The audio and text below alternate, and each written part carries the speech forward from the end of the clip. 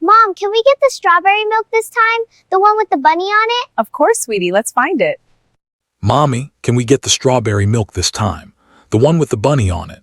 Of course, Hannah, grab two. I never thought a simple Tuesday evening at the local supermarket would be the day I'd stop breathing in front of my daughter. Hannah had been such a brave girl all week, and after my long shift at the clinic, I finally had enough to get her the treats she'd been asking for. She was skipping ahead of me in her little denim jacket, her ponytail bouncing as she searched the refrigerated aisle for her milk. I was reaching for a carton when the air in the aisle suddenly turned cold. That's when I saw Kevin. He wasn't supposed to be within 3 zip codes of us. The restraining order was folded in my purse, a thin piece of paper I'd treated like a shield, but as he stepped out from behind a display, I realized how flimsy it really was. He had that look in his eyes, the one that told me he'd been watching, the one that reminded me he still thought I was his property. Hannah saw him too. Her skipping stopped instantly and she backed into my legs, her small hands trembling. Ji-Yeon, his voice hissed, cutting through the store's soft background music like a jagged blade. Did you really think you could just hide from me? I tried to grab Hannah and turn the cart, my heart hammering against my ribs, but he was too fast. He lunged forward, his muscular frame in that dark hoodie blocking our only exit. Kevin, please, not here, not in front of Hannah. You think you're too good for me now, Ji-Yeon. Think you can just take my kid and play house without me. You think you've won. Before I could even scream for help, his hand was around my throat. The force slammed me back against the metal shelves, rattling the jars of sauce until they threatened to shatter. I clawed at his thick wrists, my feet dangling as he lifted me, the beige fabric of my blazer bunching under his grip. The world began to gray out at the edges. Shoppers at the end of the aisle gasped and backed away. I saw them, the people with their phones out, recording, their faces pale with a mix of horror and hesitation. Nobody moved. They never do. Then I heard the sound that broke what was left of my heart.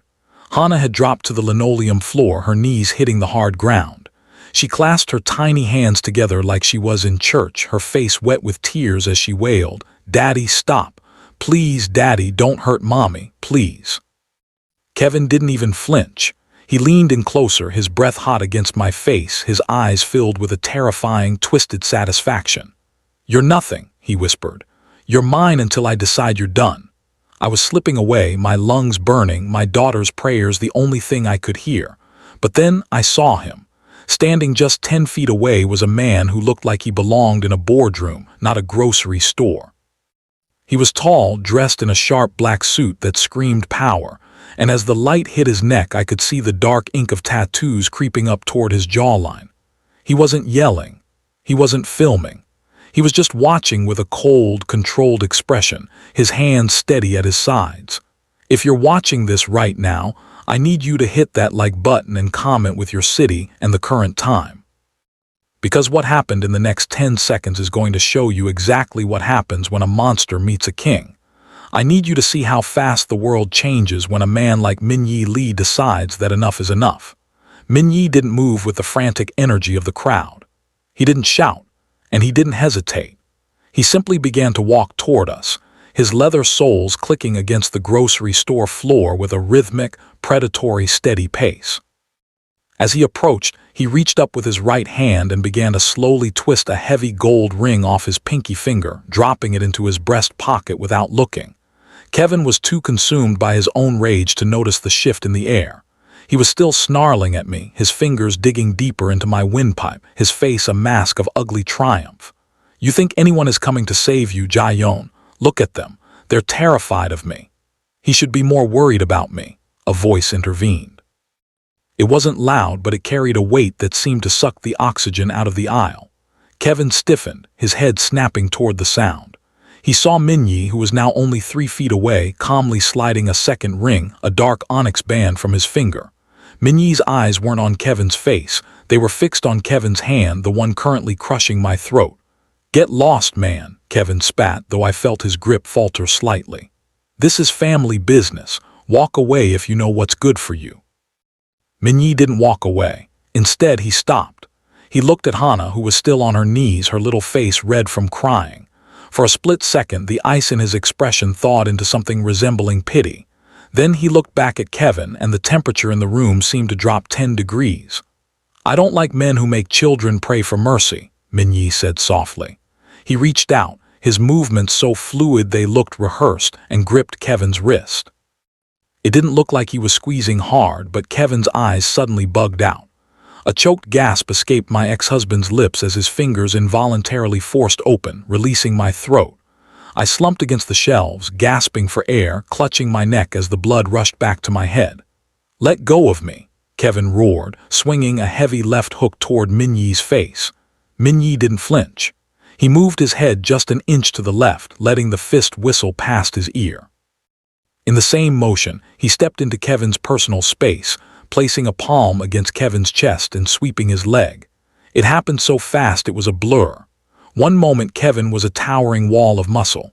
The next, he was crashing onto the linoleum floor with a bone-jarring thud.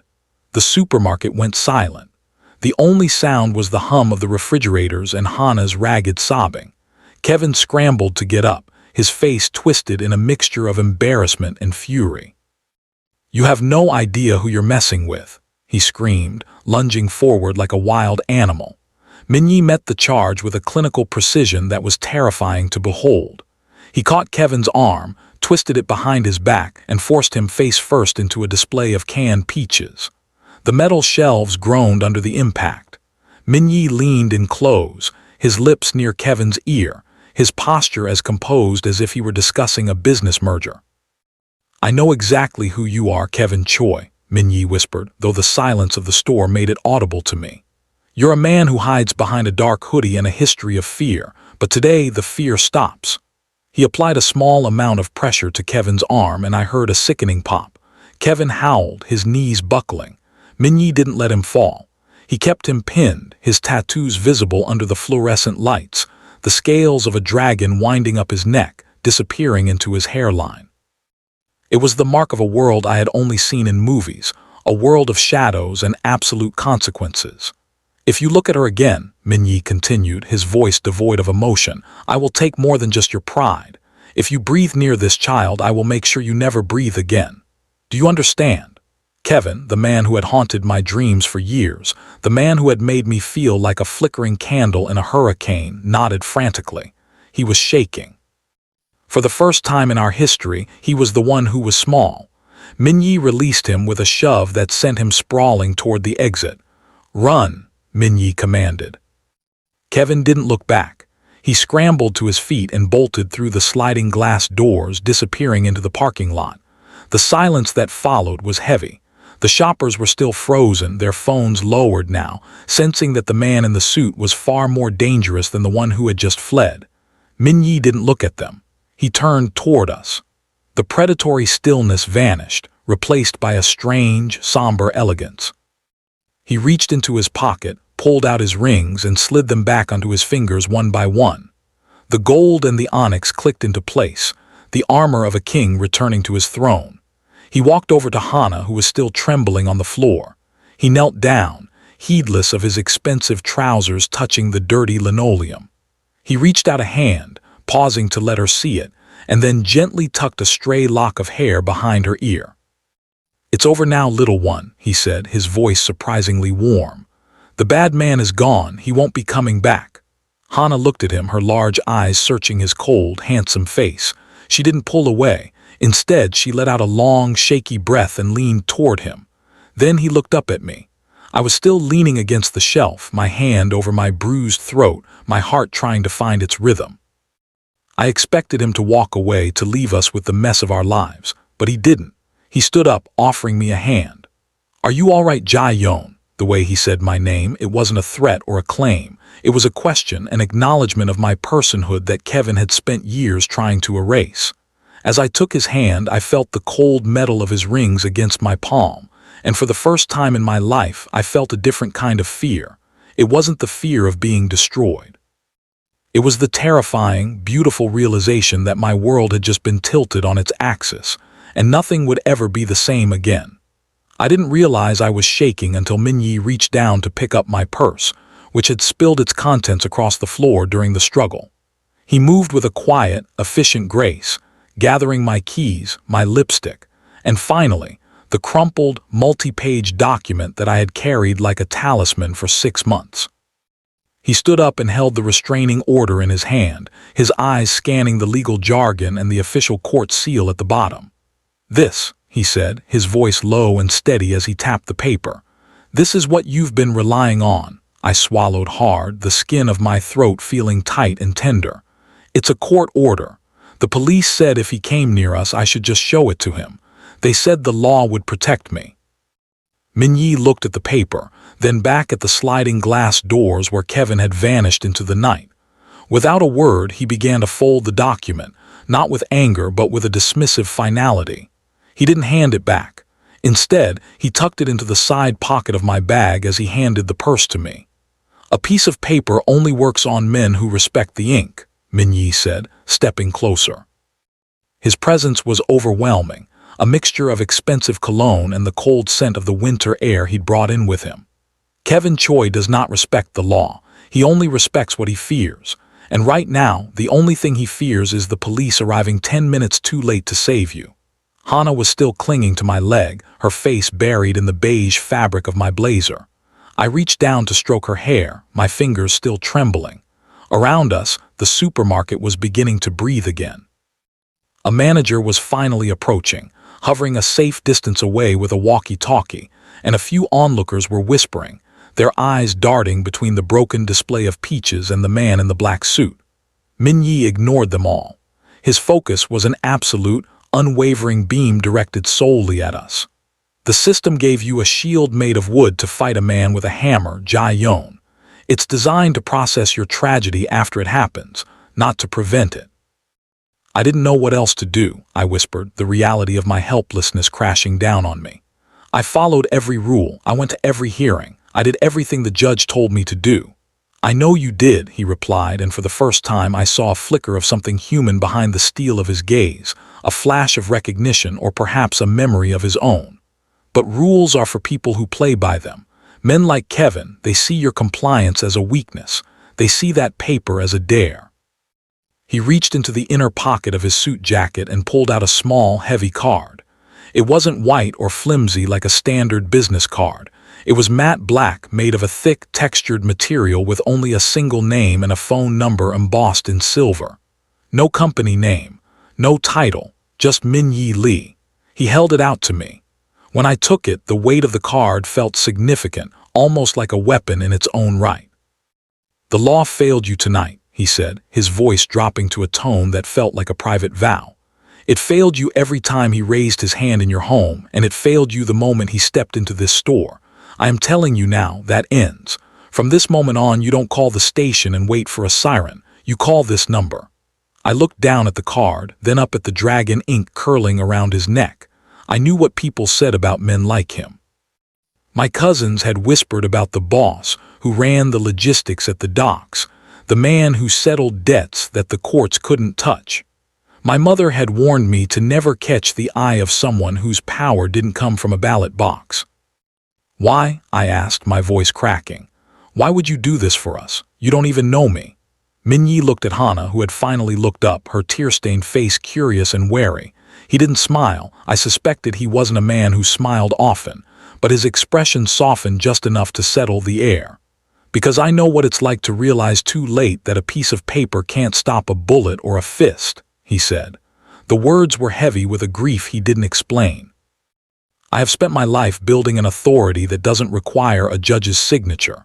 If you want to be safe, truly safe, you have to stop asking the world for permission to survive. You have to take it."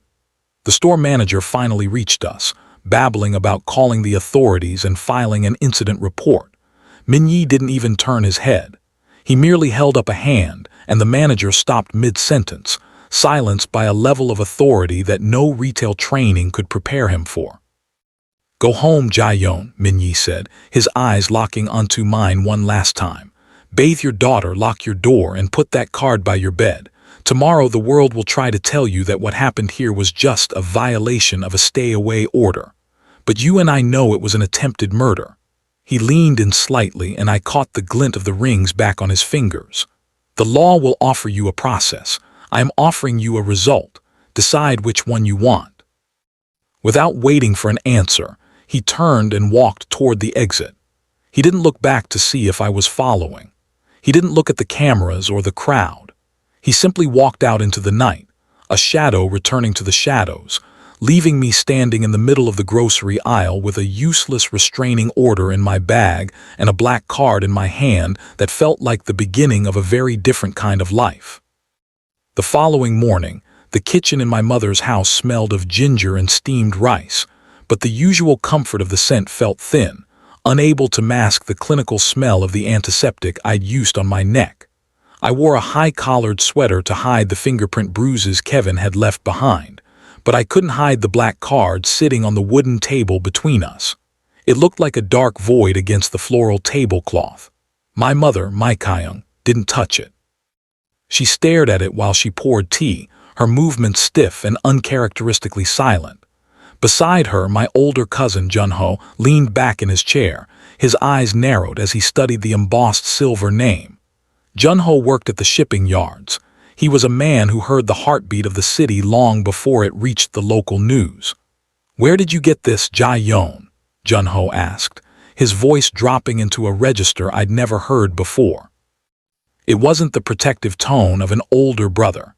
It was the hushed whisper of a man discussing a ghost.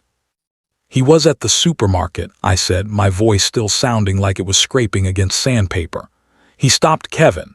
He saved me, Ji-Yeon, if it weren't for him." "Do you have any idea whose hand you held?" Ji-Yeon interrupted, finally leaning forward to tap the card. "This isn't just a businessman. In the soul-based circles here, they don't call him Min-Jae Lee. They call him the silent architect. He is the shadow behind the largest logistics firms in the state, but that's just the face he shows the tax man." My mother set the teapot down with a heavy clatter. "Ji-Yeon, listen to your cousin.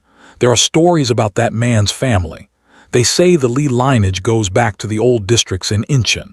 They say they don't use guns because they don't need to, that they own the streets, the docks, and the men who walk them. He is Korean Mafia." "He was kind to Hana," I countered, though a cold shiver traced the line of my spine. I remembered the way his rings had felt, cold, hard, and expensive. I remembered the dragon ink climbing his throat. He knelt on the floor for her. He told her she didn't have to pray for mercy anymore. "That's how they find their way in," my mother whispered, clutching her prayer beads. "They find a person with a hole in their life and they fill it with gold and iron. But that protection comes with a price." "You think Kevin is dangerous. Kevin is a dog with a loud bark. Min-Jae Lee is a storm. You don't ask a storm for a favor and expect to stay dry." Ji-Yeon nodded, his expression grim. "I've seen his men at the docks, Ji-Yeon. They don't talk, they don't bicker, and they never move without his word. A few years ago, a rival crew tried to move in on his territory. They didn't go to jail. They didn't end up in the hospital. They just vanished. The police didn't even file a report. That's the kind of underground we're talking about. The law doesn't touch him because he is the law in the places the sun doesn't reach."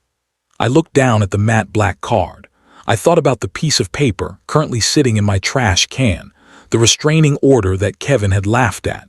I thought about the terror of the supermarket aisle, the feeling of my life being squeezed out of me while strangers filmed it on their phones. "The law already failed me," I said, my voice gaining a sudden sharp edge. "Kevin violated that order 5 times in 6 months. The police told me to keep a log. They told me to be vigilant. Vigilance doesn't stop a man from crushing your windpipe in front of your daughter. So you'd rather owe a debt to a monster?" Ji-Yeon asked. "He didn't act like a monster," I whispered. "He acted like a man who was tired of seeing people get hurt." "That's the most dangerous part about him," Ji-Yeon replied. "He makes you believe he's the hero of the story. But men like that, they live by a different code, Ji-Yeon, if you call that number. You're stepping out of the light. You're entering a world where debts are paid in blood and loyalty is the only currency." The room fell silent as Hana wandered in, clutching her stuffed rabbit. She walked straight to the table and pointed at the black card. "Is that the nice man's paper?" she asked, her voice small but clear. "The man who made the bad man go away." My mother and Ji-Yeon exchanged a look of pure heartbreak. To them, Min-Jae Lee was a myth of violence and corruption, a ghost story told to keep people in line. But to Hana, He was the only person in her short, terrified life who had actually made the world stop hurting. I picked up the card. It felt heavy, cold, and strangely grounding. I knew my family was right to be afraid. I knew that underground networks meant things I didn't want to understand: smuggling, intimidation, and the kind of power that lived outside the lines of morality. But I also knew the feeling of Kevin's hands on my throat. I knew the sound of my daughter's screams. "I'm not looking for a hero," I told them, tucking the card into the pocket of my sweater right against my heart. "I'm looking for a wall, and for the first time in 3 years I think I found one." As I walked Hannah back to her room, I could feel their eyes on me, a mixture of pity and fear. They thought I was walking into a lion's den. They didn't realize that when you've been hunted by a wolf for years, the lion doesn't look like a predator. He looks like sanctuary. The following week, the matte black card felt like it was burning a hole in my pocket. Every time a car slowed down too quickly near the sidewalk or a floorboard creaked in the night, my hand would find its way to that heavy card. I finally called the number on a Thursday afternoon. I expected a gruff underling or a cold, automated voice. Instead, Min-Jae answered on the second ring. His voice was like low-frequency thunder, calm, resonant, and entirely focused. He didn't ask why I called. He simply said, "You and Hannah should eat. I'll send a car at 7. The car that arrived was a silent, obsidian-colored sedan with windows so dark they looked like polished stone. As we pulled up to a small, nondescript restaurant tucked away in a quiet corner of the city, there were no neon signs or flashy advertisements. Only a small wooden plaque by the door. Inside, the air was thick with the savory, caramelized scent of toasted sesame oil and marinated beef. Min-Jae was already there, seated at a private corner table with a built-in charcoal grill. He had shed his suit jacket, revealing a crisp white shirt with sleeves rolled up to his elbows, exposing the intricate black ink that flowed down his forearms, waves and dragon scales that seemed to move in the dim light. He stood as we approached, his presence filling the small alcove. "Ji-Yeon, Hannah," he said, acknowledging us with a slight, respectful bow. Hannah stayed close to my side, her fingers twisting the hem of my sweater, but her nose was already twitching at the smell of the food. Min-Jae noticed. He didn't try to force a conversation. He simply gestured to the cushioned benches. "They have the best galbi in the city. I thought Hannah might like the sweetness." As the plates of marbled short ribs and colorful banchan filled the table, the tension in my shoulders began to ebb away. Min-Jae picked up a pair of long silver tongs, but then he paused, looking at Hannah. "Do you know the secret to the perfect bite?" he asked her, his voice softening. Hannah shook her head slowly, her eyes wide. "It's the patience," he said. He placed a strip of beef on the sizzling grate. "SSSSHHH. You have to wait for the edges to curl just a little. If you flip it too soon, the flavor stays hidden. If you wait too long, it turns to charcoal. Everything in life is about the timing." He handed the tongs to Hannah, his large, tattooed hand hovering just inches from hers to steady them. I held my breath, waiting for her to shrink back, but she didn't. Under his quiet guidance, she helped him flip the meat. He showed her how to use a lettuce leaf as a cradle, how to add a dab of samjang and a slice of pickled radish. "There," he said, watching as she took a bite. "Now you're a professional." Hannah beamed, a genuine, toothy smile that I hadn't seen since before Kevin broke back into our lives. "It's good, Uncle Min," the name caught in the air. I froze, worried the familiarity might offend a man of his stature, but Min-Jae just looked at her, something profound and unreadable flickering in his dark eyes. He didn't correct her. Instead, he reached out and adjusted the small fan above the grill so the smoke wouldn't drift toward her face. "You have a natural talent, Hannah," he said quietly. Throughout the meal, he didn't talk about the supermarket or the underground world my cousin had warned me about. Instead, he asked about Hannah's school and my work at the clinic. He spoke about the history of the neighborhood, his words weaving a sense of stability around us that felt more solid than any brick wall. "People think power is about making noise," he said, turning a piece of garlic on the grill as he looked at me. "But true power is the ability to create a space where the people you care about don't have to look over their shoulders. That is the only thing worth building." I watched him, the way he carefully cut the meat into small, manageable pieces for Hannah, the way he moved with a controlled strength that suggested he could just as easily crush a man's hand as he could tend to a child's dinner. He was a dragon, exactly as the rumor said, but sitting here in the warm glow of the charcoal, he wasn't the monster from my mother's stories. He was a guardian. As the meal wound down, Hana's head began to bob with exhaustion, the safety of the environment finally allowing her guard to drop completely. She eventually slumped against his arm, her small hand resting near the dragon tattoo on his wrist. Min-Jae didn't move. He sat perfectly still, allowing her to use him as a pillar of support, his expression one of somber, quiet duty. "She trusts you," I whispered, looking at the two of them. "Children know when someone is a predator and when someone is a protector," Min-Jae replied, his gaze meeting mine. "I made a promise to her in that aisle, Ji-Yeon. I don't break promises." When we left the restaurant, the cool night air felt different. It didn't feel threatening anymore, it felt like a beginning. As the driver opened the door for us, Hana turned and waved. "Bye-bye, Uncle Min." Min-Jae stood under the dim street lamp, his silhouette sharp and imposing against the city skyline. He gave a single, firm nod. As the car pulled away, I looked back and saw him still standing there, a lone sentry in the dark. I realized then that while my family was right to fear the world he came from, they were wrong about one thing: the price of his protection wasn't a burden. It was the first time I had felt truly light in years. I looked down at Hana, already fast asleep, and then at the matte black card in my purse. I wasn't just surviving anymore. I was being looked after by the most dangerous man in the city, and for the first time, I slept without checking the locks twice. After dinner, the obsidian sedan didn't take us straight home. Instead, it glided up the winding roads of the hills, eventually pulling into the circular driveway of a sprawling estate that overlooked the city's glittering grid. Min-Jae stepped out and opened the door, his movement still carrying that effortless, lethal grace. Hana was asleep, her head lolling against my shoulder, and as I moved to shift her, Min-Jae reached in. He lifted her with a tenderness that seemed at odds with his towering frame, her small denim jacket bunching against his white dress shirt. He carried her inside to a guest suite that smelled of fresh linen and cedar, laying her down on a bed larger than our entire living room. I watched him from the doorway, the way he lingered for a second to ensure she was settled, his silhouette a sharp contrast against the soft lamplight. When he stepped back out into the hallway, he gestured toward a wide balcony that faced the city. We stood there in the silence of the high altitude, the wind whipping at the edges of his collar. For the first time, the silent architect looked less like a king on a throne and more like a man standing in a graveyard of his own making. "You have a beautiful home, Min-Jae," I said, leaning against the cold stone railing. "It's like an empire up here." Min-Jae stared out at the lights below, his hands gripped tight on the railing. "An empire of glass and echoes, Ji-Yeon. People in this city fear me because of what I have. They respect me because of what I can do to them. But standing here looking at these rooms, most nights it just feels like a very expensive cage."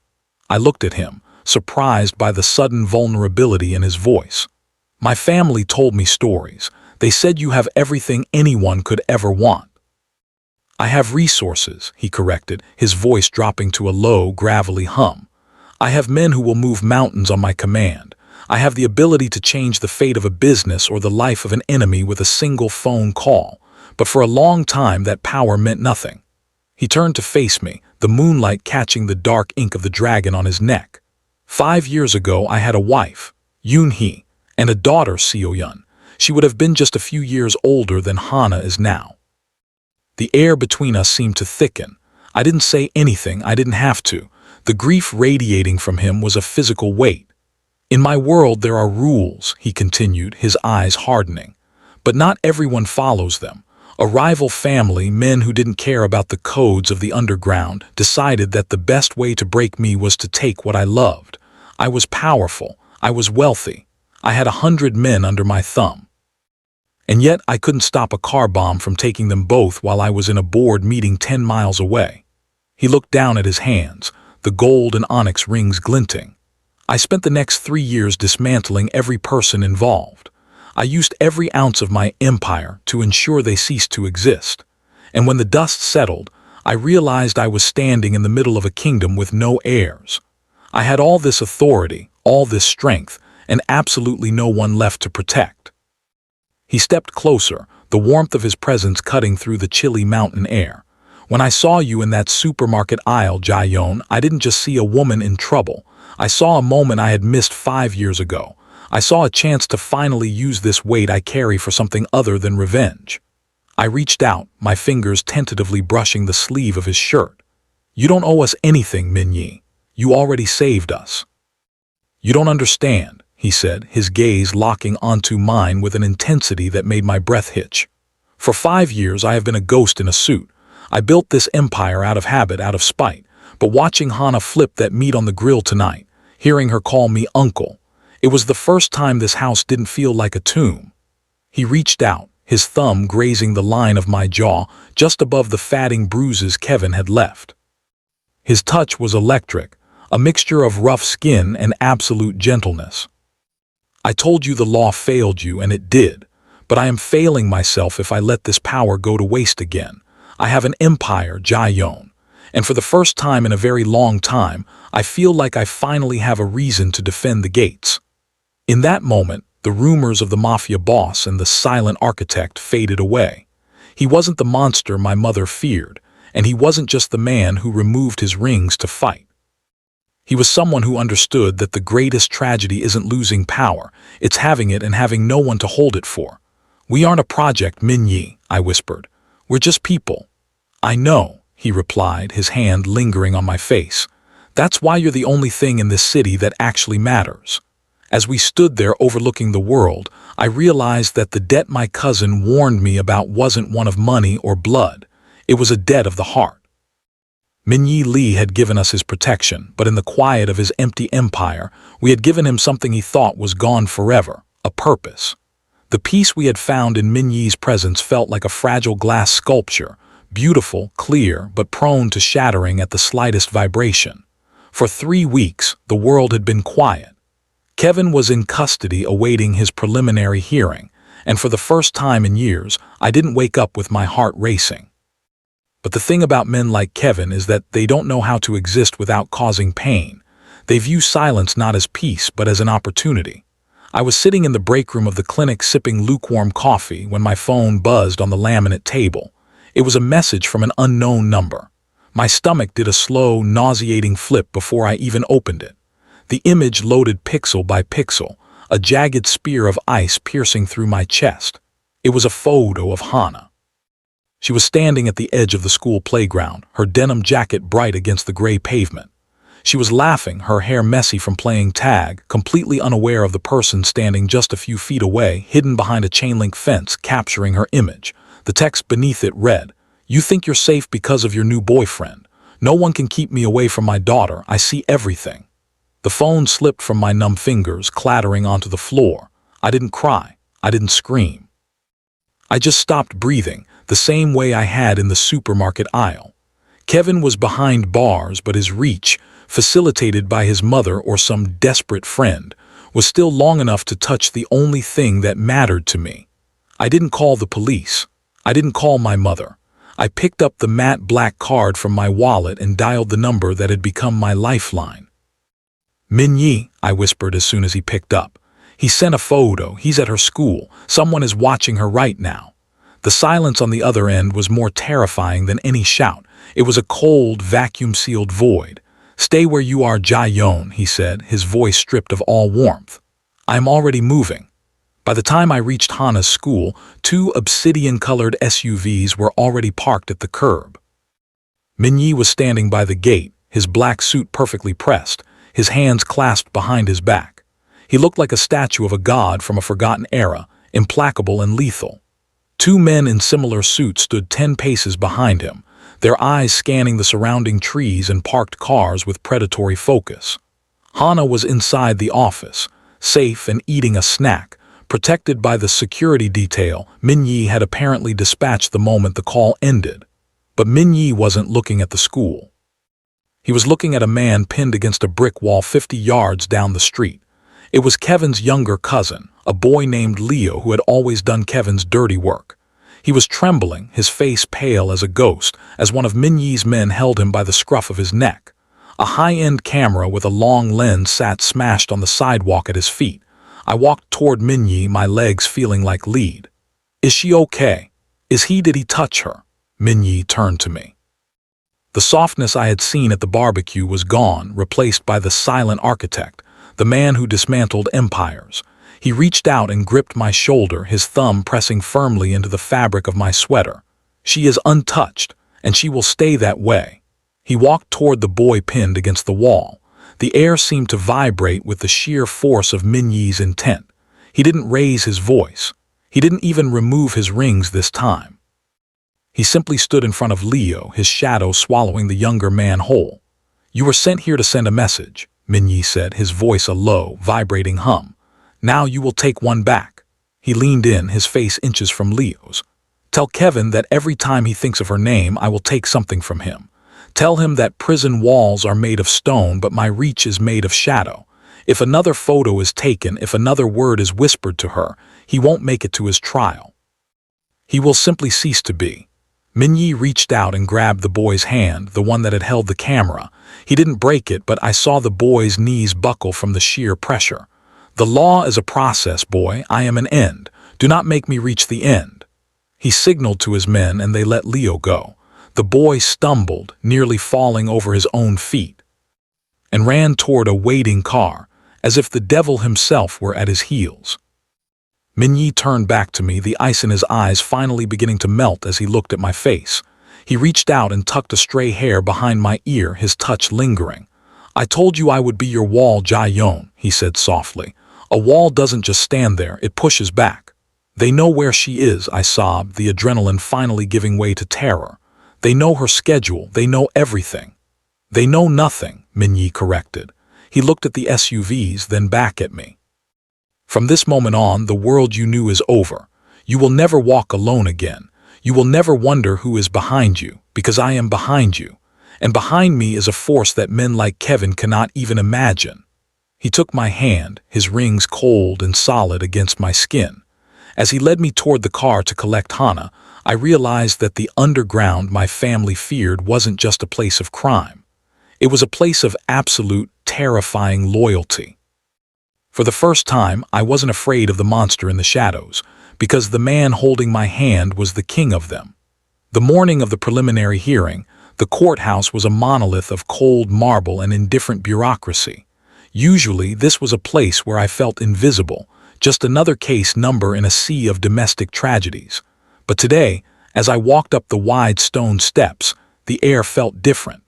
I wasn't clutching a tattered folder of police reports alone. I was flanked by two men in dark suits, their presence creating a silent wake through the crowded hallway, and Min-Ye walked beside me, his hand a steady, warm weight at the small of my back. Inside the courtroom, the fluorescent lights hummed with a sterile, buzzing energy. I took my seat in the front row, my hands folded tightly in my lap. I could feel the eyes of the bailiffs and the court clerk lingering on Min-Ye. He didn't look like a typical victim's advocate. He sat with his legs crossed, his posture radiating a terrifyingly calm authority, his dark eyes fixed on the empty wooden dock where the defendant would soon appear. When the side door finally opened and Kevin was led in, shackled at the wrists and ankles, the courtroom went silent. He walked in with his usual bravado, his shoulders squared, his jaw set in that defiant, aggressive tilt I had spent years fearing. He looked toward his mother in the gallery, offering a smirk as if to say this was all just a temporary inconvenience. Then his gaze drifted toward me. The smirk didn't just fade, it vanished as if it had been struck from his face. Kevin's eyes traveled past me to the man sitting directly behind my shoulder. Min-Ye didn't move. He didn't scowl. He simply leaned forward slightly, the light catching the gold and onyx rings on his fingers as he rested his hands on the back of my chair. The change in Kevin was instantaneous. The man who had once strangled me in a public supermarket, who had sent threatening photos of our daughter, suddenly looked like a cornered animal. His face turned a sickly shade of gray, and I felt the bench vibrate as his knees began to knock against the wooden railing of the dock. He wasn't looking at the judge. He wasn't listening to the prosecutor read the list of charges: aggravated assault, stalking, multiple violations of a restraining order. He was staring at the dragon ink climbing Min-Ye's neck, a visual reminder of the man who had humbled him with a single grip. "Mr. Choi," the judge said, her voice sharp. "Do you understand the charges being brought against you?" Kevin didn't answer. His breathing had become shallow and ragged. He looked around the room as if searching for an exit that didn't exist. He saw Min-Ye's men standing by the back doors, their faces expressionless stone. He realized then that he wasn't just in a court of law, he was in a cage designed by the silent architect. "Mr. Choi," the judge repeated, leaning forward. Kevin swallowed hard, his Adam's apple bobbing convulsively. "Yes," he whispered, his voice cracking. He looked back at Min-Ye, whose expression remained a mask of cold, predatory patience. It was a look that said, "The judge can only give you years. I can give you eternity."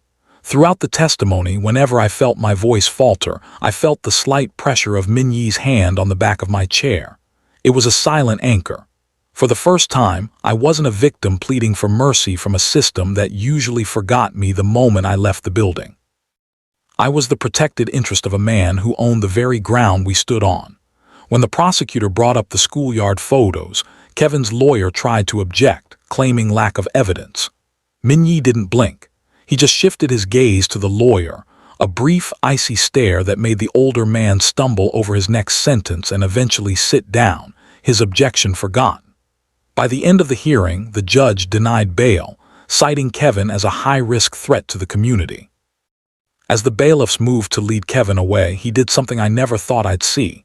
He didn't look at me with rage. He didn't shout a final threat. He scrambled to get away from the dock, his shackles clanking frantically, his eyes wide with a desperate, naked fear. He was safer in a prison cell than he was in the same room as Min-Jae Lee, and he knew it. Min-Jae stood up as the room began to clear. He didn't celebrate. He didn't boast. He simply turned to me and offered his hand. "He won't be coming back, Ji-Yeon," Min-Jae said, his voice a low, soothing hum that finally allowed the tension in my chest to break. "He looked so small," I whispered, looking at the door where Kevin had disappeared. "I've spent years thinking he was a giant, but today he looked like nothing." "Because he is nothing," Min-Jae replied, leading me toward the exit. "He was a shadow that only looked big because you were standing in the dark. Now the light is behind you." As we walked out of the courthouse, the reporters and the noise of the city felt miles away. I realized that while the judge had delivered a ruling, Min-Jae had delivered a verdict. Kevin Choi was no longer a threat, not because of the law, but because he had finally met the man who governed the shadows. The aftermath of the trial felt like waking up from a decade-long fever. The constant ringing in my ears, the sound of Kevin's voice, the phantom sensation of his hands, had finally gone silent. But as the adrenaline of the courtroom faded, a new, quieter anxiety began to set in. I was a dental receptionist living in a cramped apartment with a broken lock, trying to raise a daughter on a paycheck that barely covered the groceries, let alone the security I now knew we needed. A week after the sentencing, Min-Jae called. He didn't ask to meet at a restaurant or his estate. Instead, he gave me an address in a quiet, tree-lined neighborhood known for its safety and its excellent schools. When the car dropped us off, Min-Jae was already there, leaning against the iron gate of a beautiful, modern townhouse. The brick was warm in the afternoon sun, and the windows were large and clear, reflecting the greenery of the park across the street. Looked up as Hana ran toward him, catching her in a hug before looking at me. "You've spent too many years living in a fortress, Ji-Yeon," he said, walking toward me. "It's time you lived in a home." He reached into his pocket and pulled out a single silver key attached to a heavy matte black keychain. He held it out to me, his expression unreadable but his eyes searching mine. "I can't accept this, Min-Jae," I whispered, my heart hammering. "A house. This is too much. I can't pay you back for this." "You aren't paying me back," he said, his voice firm. "I didn't buy this for you to owe me. I bought it because Hana deserves to sleep in a room where she doesn't hear the neighbors fighting through the walls. And you deserve to walk through your front door without checking over your shoulder." He closed my hand over the key, his rings cold against my knuckles. "The title is in your name. The security system is linked directly to my personal detail. You are safe here, truly safe. As he led us inside, the air smelled of fresh paint and new beginnings. The kitchen was bright and airy, a far cry from the dim, narrow space I was used to. But it wasn't just the house. On the marble countertop sat a thick, professional-looking folder. I opened it to find an enrollment packet for the city's top dental hygiene program, along with a receipt for a full 4-year tuition. My breath caught in my throat. I had mentioned once during our barbecue dinner that I dreamed of moving beyond the front desk, but that the cost of the degree felt like a mountain I'd never climb. The program starts in the fall, Min-Jae said, standing by the window as he watched Hana explore the living room. I've arranged for a stipend to cover your expenses while you study. You won't have to work at the clinic anymore. Your only job now is to build a future that Kevin can't touch. I sank into one of the new chairs, the weight of his generosity feeling almost as heavy as the fear used to be. Why are you doing all of this? You've already given us our lives back. Min-Jae turned, the light from the large windows silhouetting his frame. Because for 5 years, I've watched people suffer because I couldn't be in 2 places at once. I have the means to change the trajectory of your life, Ji-Yeon, to see you go from surviving each day to actually thriving. That brings me more peace than any business deal ever could. He walked over and knelt in front of me, much like he had for Hana in the supermarket. For a man the world feared, he was remarkably comfortable at the level of a person in need. Survival is a habit, he said softly. It's a hard one to break. You're waiting for the other shoe to drop for the bill to come due. But there is no bill. This is the floor, Ji-Yeon. I am the floor. You can stop falling now. I looked at the key in my hand and then at the tuition papers. For the first time, I didn't see a debt. I saw a bridge. I saw a version of myself that wasn't defined by bruises or restraining orders. I saw a mother who could look her daughter in the eye and tell her that we were finally home. Thank you, I whispered, the tears finally coming not from pain but from the sheer, overwhelming relief of being seen. Min-Jae didn't say you're welcome. He just took my hand, his thumb tracing the back of my palm. Don't thank me, just live. That's all the payment I need. That night, for the first time in my adult life, I didn't push a chair against the door. I didn't listen for the sound of a key that shouldn't be there. I lay in a bed that felt like a cloud, listening to the silence of a life that was finally mine, knowing that the silent architect had built a world for me where I was finally allowed to breathe. The seasons had shifted, the biting chill of winter giving way to the soft, fragrant bloom of spring. I was halfway through my first semester of the dental hygiene program, and my life had taken on a rhythm I once thought was reserved only for other people. In our new townhouse, the morning sun didn't feel like a spotlight searching for a victim. It felt like a blessing. Hana was thriving, her laughter now a constant soundtrack in our home, her nightmares replaced by dreams of the park and Uncle Min. One golden Sunday afternoon, Min-Jae asked us to meet him at the park across from our home, the same place where we had shared our first real conversation after the world had stopped being terrifying. We sat on the same weathered wooden bench, watching Hana chase a golden retriever puppy across the grass. The park was full of families, ice cream carts, and the simple, beautiful noise of life. Min-Jae sat beside me, his presence as steady and solid as the earth beneath us. He had traded his usual sharp suit for a dark cashmere sweater, but the silver ring still glinted on his fingers, a reminder of the man who had stood between me and a monster. He reached out and took my hand, his thumb tracing the space where my pulse had once raced with fear. Now it beat with a quiet, certain strength. I've spent most of my life building things that can be taken away, he said, his voice a low, melodic hum that resonated in my chest. Warehouses, contracts, alliances. I thought that was what it meant to have a legacy, but standing here watching her, looking at you, I realized I was just building walls to keep the world out. I looked at him, seeing the silent architect in a new light. The tattoos on his neck were still there, a mark of the world he governed, but the ice in his eyes had long since melted into something profound and protective.